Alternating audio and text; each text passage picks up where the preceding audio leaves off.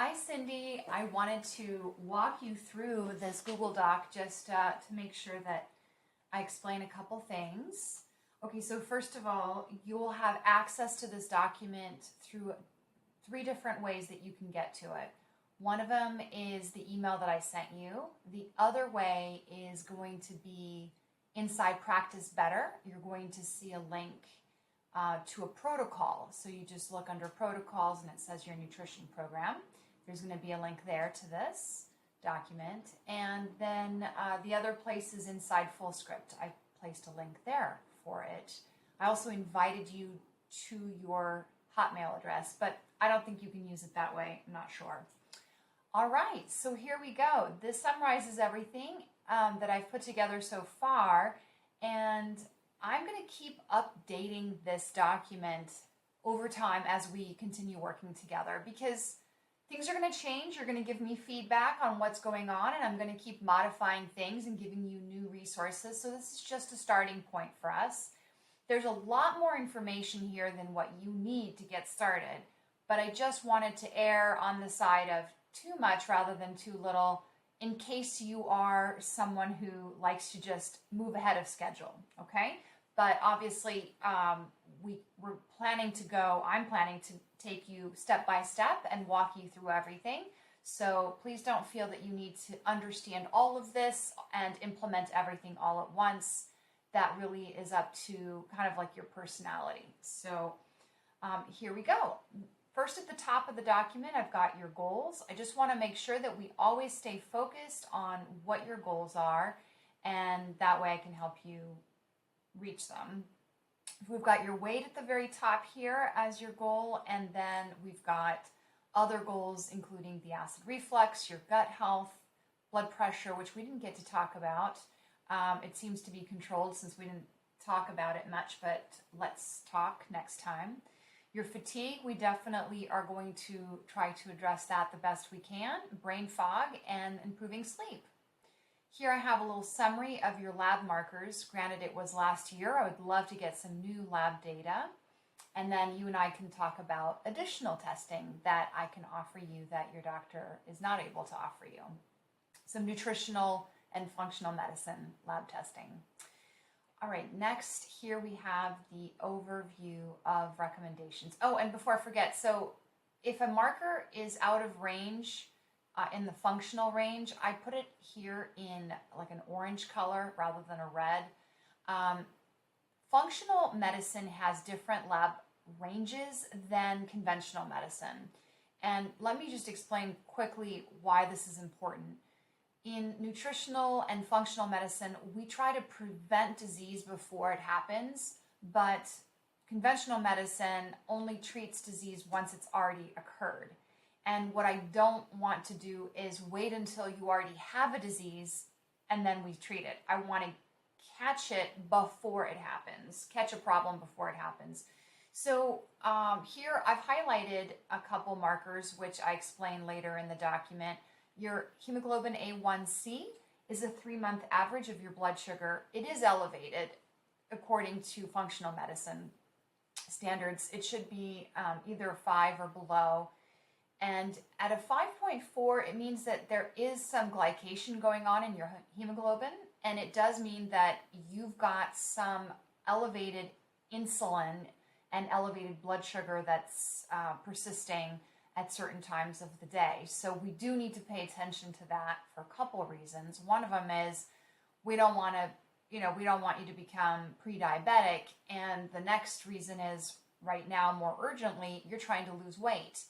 And in order to lose weight, you need to have stable blood sugar, and you cannot have high insulin levels. So this indicates that your insulin level is higher than it should be for part of the day. You know, whether it's at night, maybe when you're having, it could be when you're having alcohol, when you're having crackers, or you know, something that's higher in carbohydrates.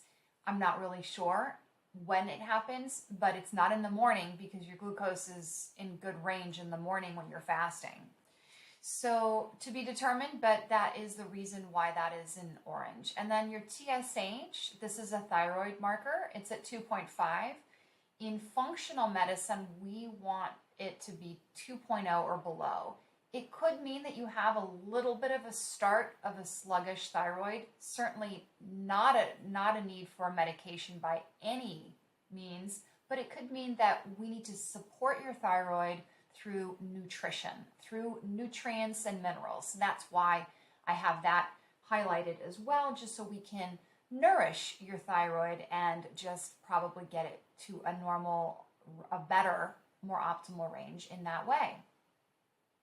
Okay, moving on here, here's the overview. This is just the summary. If you don't even want to read the whole entire rest of the document, you probably, could skip it, because this is going to summarize everything that I have in this document here. So I'll let you go ahead and read it, but it's basically increasing protein, increasing vegetables, fruits, and grains, and increasing fiber and potassium. Those are the things that are really missing in your diet based on your food journal, because I went through everything that you've entered, which was really helpful to get an idea on what type of things you typically eat. And what I did is I added the targets for you. They're called nutrient targets. You're going to see those now. You were not seeing them before, but now what happens is when you look at the summary of your day, you're going to see something that looks like this with this bar graph. And then you're going to see at the bottom of the section, you're going to see what the target goals are that I have set for you based on everything that you and I have discussed. So I have set your protein at a 80 gram range, which is definitely higher than what you've been consuming.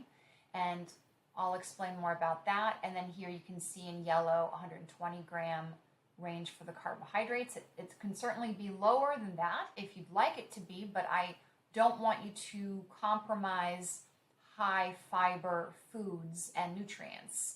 So again, I'll explain all of that later. I need your fiber to go up.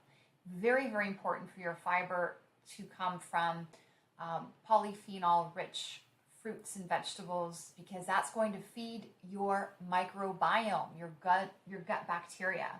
And if you feed the good gut bacteria with the right foods, it's going to improve your gut health. And if you improve your gut health, then all sorts of great things happen, not just the reflux and your intestinal health, but also your metabolism is very much linked to your gut health and microbiome.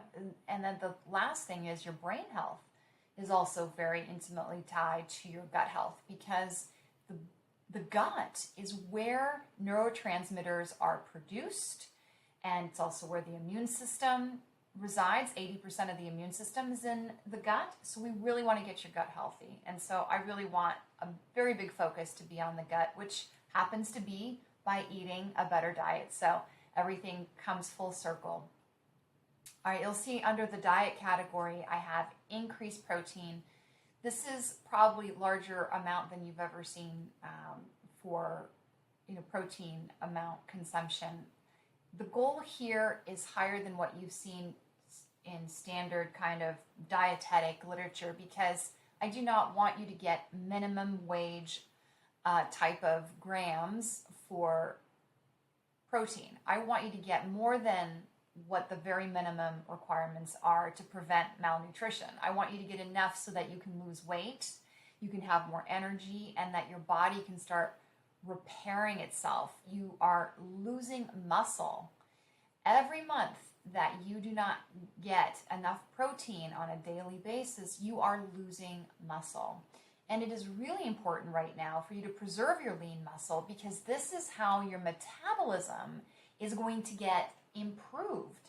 And that's how also you're going to prevent your bone loss. Okay, so as women after age 50, after age 60, it just becomes incredibly difficult to maintain bone density and also strength in our muscles. We have to work hard at it. And if we're not working at it, we are losing that. We are losing our muscles, we are losing our bones. And I don't want that to happen. So increase your protein. It's pretty easy. I've outlined some different tools for you to use, like this protein visual here that is going to show you what 30 grams of protein looks like. If you have a scale at home, you can weigh your food and that helps you weighing your protein will help you to see if you're getting anywhere near the right amount for your protein needs. Okay, then there's some vegetarian protein sources as well if you want to look at those. All right, so take a look, read that information. The next step number 2 is to lower carbohydrates. So mostly what I'm talking about here are sugars and starches. I'm not talking about lowering, good healthy carbohydrates. I want you to consume plenty of those. In fact, that's step number 3 here is increase fiber. So I don't want you to reduce fruits or vegetables just because they have carbohydrates. Not at all what I'm suggesting. But I do think that there is room for improvement here by removing or minimizing the alcohol because of your goals. So alcohol is really a tricky thing because obviously there's many reasons why we may drink. And it may be, helpful for a number of reasons depending on how you're feeling. But the downside is it is definitely affecting your metabolism on a couple different levels.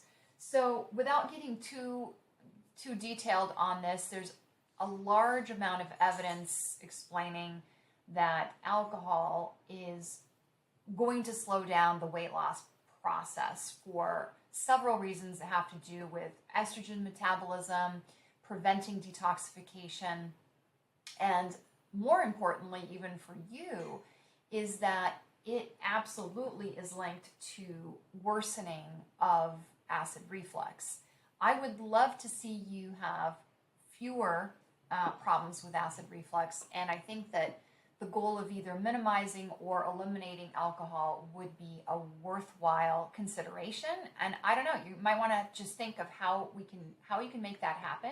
Maybe only on weekends.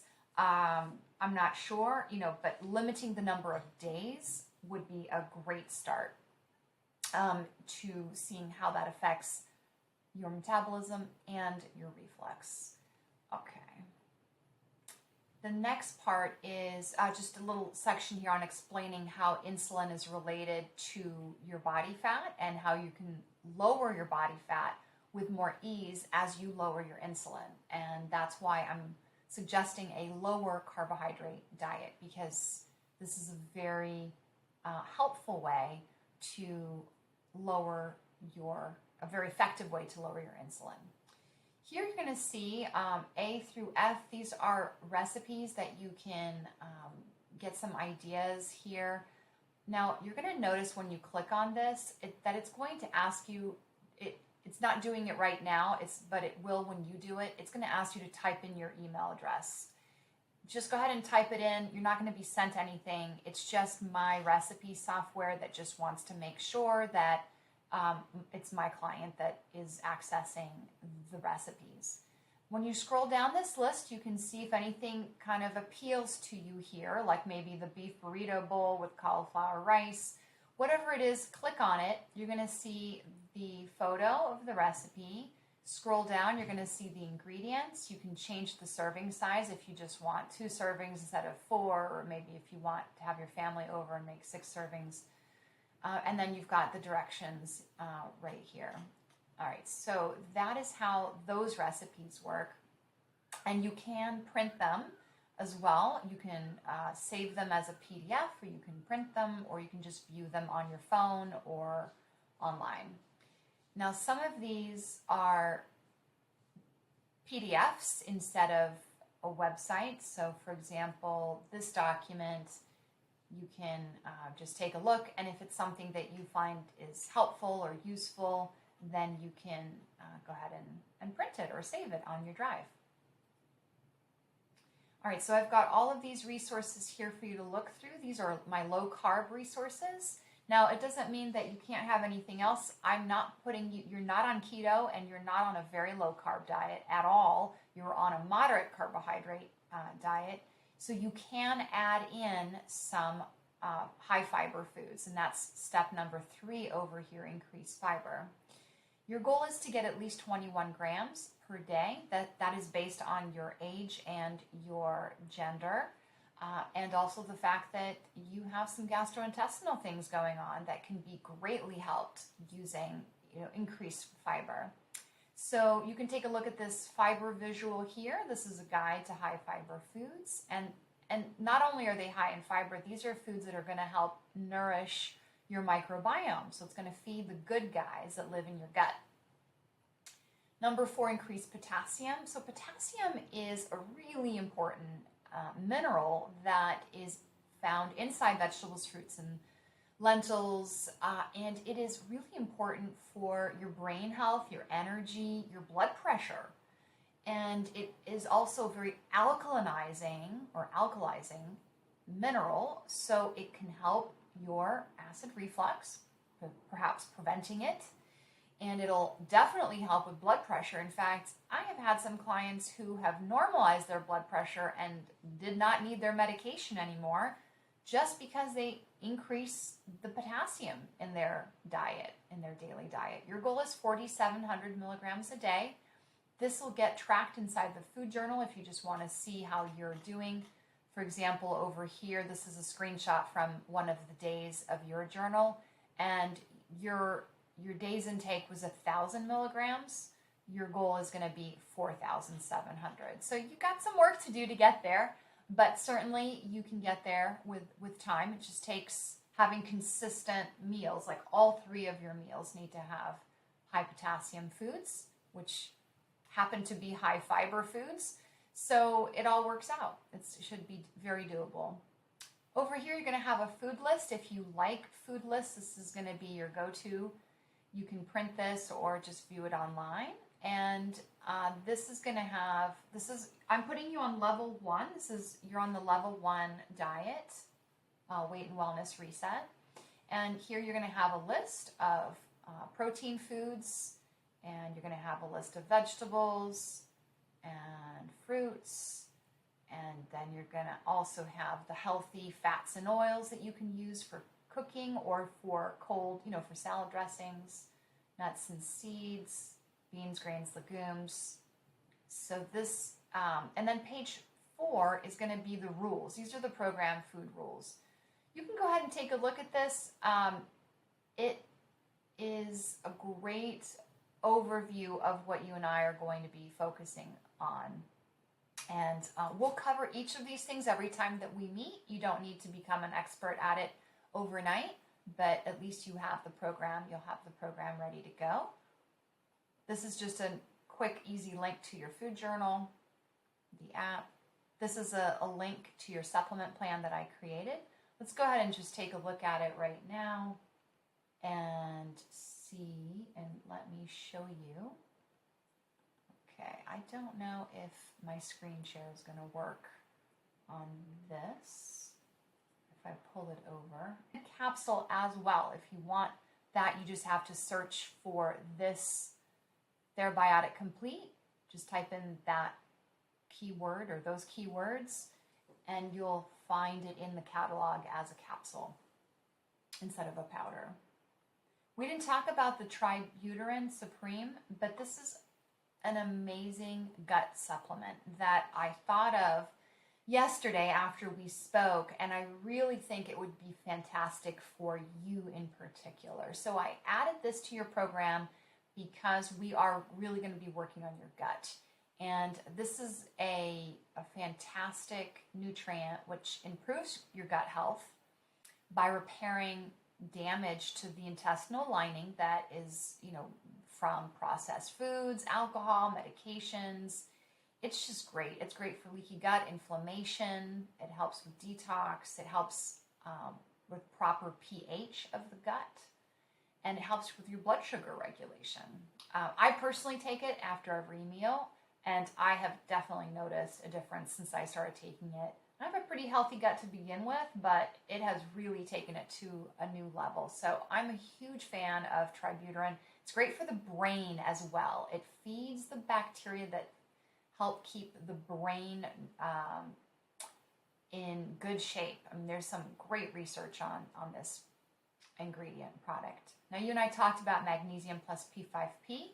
P5P is B6. It's the active form of vitamin B6. And you can read this little description here that I wrote. It's one of the most important B vitamins, very commonly found deficient. It's incredible for brain health, for energy, for sleep, both energy and sleep, mood, brain, muscles, detox, weight loss, serotonin production. I mean, there's just so many things. There's like 600 enzyme systems it's great for. So that is the first vitamin I want to get you started with, or the combination of vitamins, I should say, because it does have some magnesium in it. Here's the tyrosine that you and I talked about. I have all the instructions, already here, so I'll let you experiment with tyrosine if you want to do that. Of course, you can hold off on the tyrosine experimentation and do the other things first. That's up to you. This is the vitamin D supplement. So I know it says ADK, Evail, but it actually has vitamin A, D, K, and E all mixed together. This is my favorite vitamin D supplement. It is fabulous. It's an antioxidant formula. It really helps to get your vitamin D levels up or maintain them where you need them to be. And it's the same, it's a tiny little bead, so it's very easy to swallow. Then you've got, this is the fish oil. Omega Avail Hypo is a fish oil. This is a great fish oil because it only takes 2 soft gels per day. You can take them at the same time with a meal, any meal of your choice. And 2 per day is going to give you the amount, a nice dose of EPA and DHA, which is great for brain health. And it's also great for the immune system and for inflammation. It reduces inflammation. Of course, you can take 4 per day if you have a chronic, inflammatory condition going on. But since we don't know your levels, you can start with just 2. Now, this is one we did not talk about at all, but I want you to hold off on this until you read the information. I don't want to take up too much time on this video talking about it, but you and I can talk about it next time we speak. Betaine HCl, it's hydrochloric acid. This is my go-to for my clients who have acid reflux. It is also is a really important one to figure out if you have a deficiency of hydrochloric acid. There's this very kind of fascinating conversation that we need to have about acid reflux, the causes, and whether you have too little acid. Believe it or not, too little acid. You may have already heard about this, but acid reflux is usually caused when the body is not producing enough acid at the right time during meals. And so I linked a really great article for you so you can get some reading in on understanding the whole topic of stomach acidity and reflux, because it is such an important one to understand if you're going to wean off of those medications or decrease your incidence. I do want you to also notice you do have a 25% discount on your order, which is a very wonderful discount. So you're getting great pricing. You can shop on FullScript for, they have I want to say 3,000 different supplements, perhaps more than that. So just see, if your daughter, if anybody needs anything from there, they can order from your account, or I can open an account for them. But anyways, I've put a nice discount on your store so that you can benefit from that and get these really high quality supplements at a good price. Okay, so then right here under the acid reflux resources category, this is where you're going to find that article that I just told you about on acid reflux. So it's by Dr. David Jockers. It's a long PDF. You're gonna maybe want to save this for when you have time. It's 54 pages. You don't need to read the whole thing, but just kind of scroll through it and focus in on what you need from this. And my goal for you is just to understand whether, what is the root cause of this acid reflux that you have, and how can we treat it? How can we get rid of it? That is my goal for you, and this is going to help us to figure that out. So please, if you have, when you have a chance, just take a peek through this and see what you think. And if you don't have time, that's not a problem, but you and I are just going to talk about it at some point. How's that? Okay, so those are your reflex resources. Here's your recommendations for exercise. And then here you've got additional resources if you want to look through these. I believe you already have these. I already linked them above. Okay, so you've got, I think month 2, 3, 4, and 5 have what you're looking for here. And have some new things. All right. Mindful eating, food cravings. I don't think that you have these issues, but if you do, or if you have anything going on there, these are great resources. You and I can talk about them. You don't need to look at these unless they pique your interest. Okay, I hope this overview was helpful, and I look forward to talking to you soon. Bye.